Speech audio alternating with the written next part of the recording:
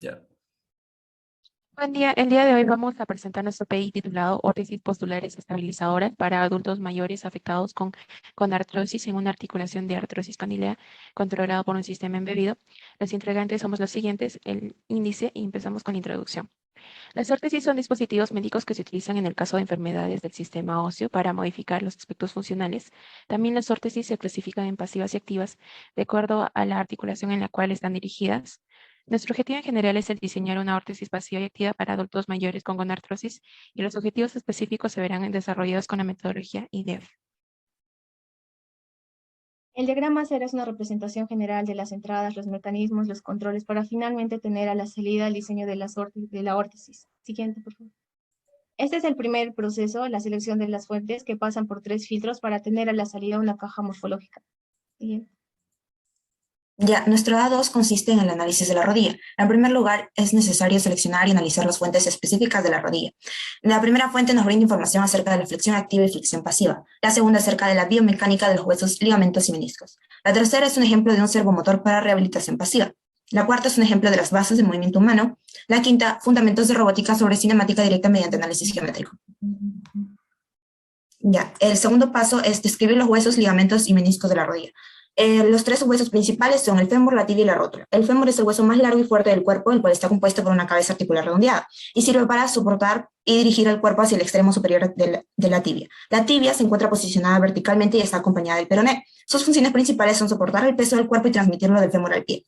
La rótula es el hueso sesamoideo más grande que se encarga de proveer protección a la rodilla y construir el mecanismo exterior ápex. A la derecha de todo esto se encuentran los ligamentos, que son tiras de tejido duro que conectan los extremos de los huesos y son parte fundamental de la rodilla para obtener estabilizar las articulaciones. Tenemos entre los ligamentos el ligamento colateral medial, que se encarga de reforzar la cápsula articular en su parte modular, así como brindar unión al menisco medial. También está el colateral lateral, que empieza en el condilo lateral hasta el peroné. El ligamento cruzado anterior, que evita que la tibia se movilice muy por delante del fémur, y el ligamento cruzado posterior, que tiene una función contraria al LCA. Después, los meniscos, que son estructuras de fibrocartílago que tienen forma de cuña, que debido a ellos incrementa la estabilidad de la articulación y profundiza la superficie de contacto con la tibia y mejora la lubricación a nivel articular. Siguiente. En el paso 3 se describen los movimientos de la rodilla que son restringidos de forma primaria por los ligamentos cruzados anterior y posterior y de forma secundaria por la cápsula articular fibrosa, los meniscos y los ligamentos laterales y mediales. En esta oportunidad se requerirán los movimientos de flexión y flexión y sus ángulos de flexión es el de 130 y el de extensión que es de cerebral. Siguiente. Ok, como cuarto paso procedemos a analizar las fuerzas de libertad y movilidad que posee la rodilla.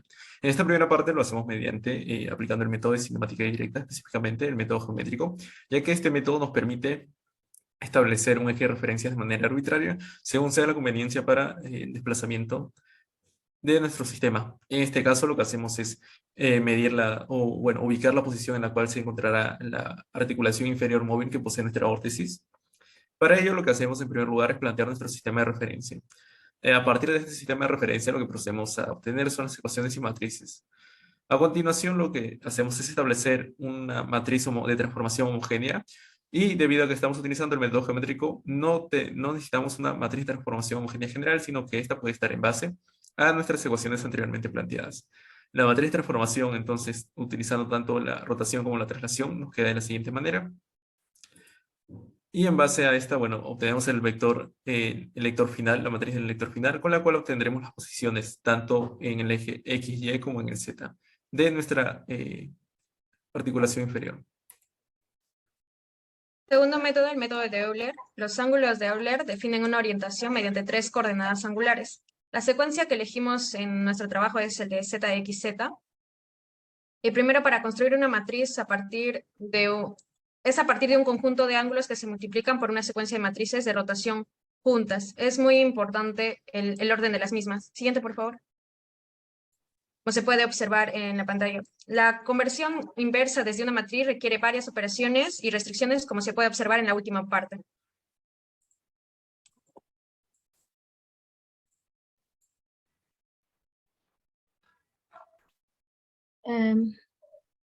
Para la selección del paciente, identificamos a Lourdes, que es de 58 años de edad, Ella está diagnosticada con artritis primaria en la rodilla izquierda.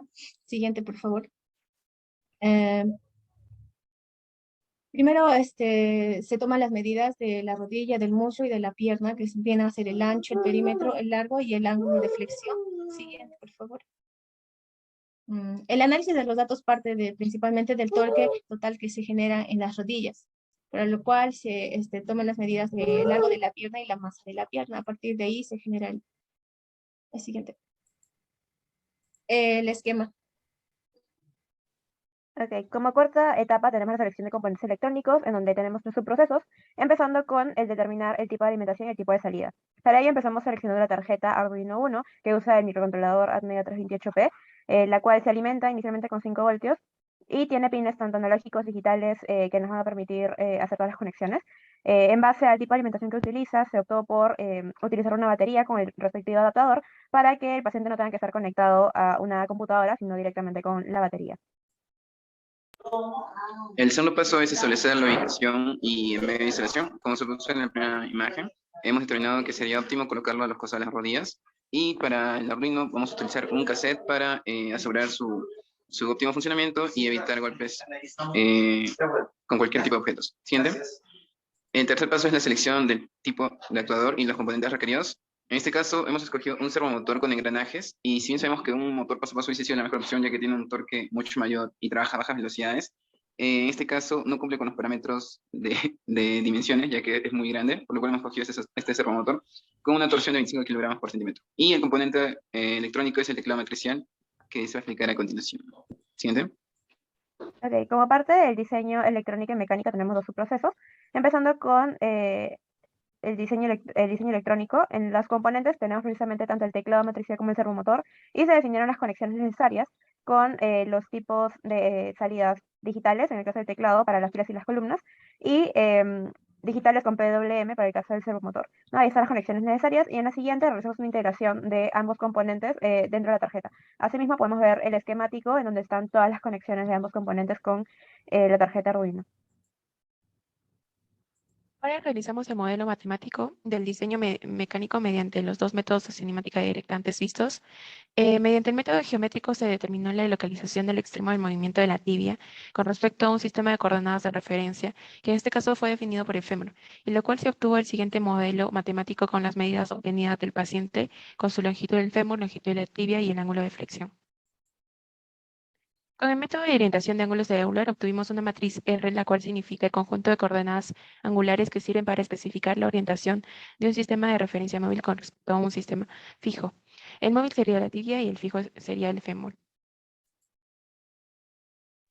Finalmente, el sexto paso es integrar los parámetros de diseño. El siguiente. Lo primero que hicimos fue integrar los parámetros mecánicos en diseño electrónico. Con esto me refiero a los ángulos de movimiento de nuestro servomotor.